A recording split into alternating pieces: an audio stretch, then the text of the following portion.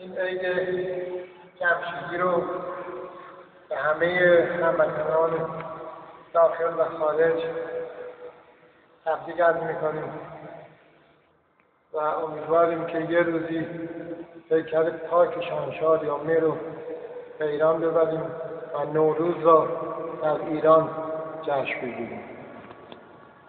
عید سعید رو به پیشگاه اولیاءحضرت سرای پهلوی مادر مهربون ملت ایران و اعلیحضرت رضاشاه دوم و خاندان ساری سلطنت تبریک عرض می‌کنیم. امیدواریم که یه روزی مثل گذشته همه مردم دربند ایران در خوش و صلح و صفا و امنیت باشند. خیلی متشکرم.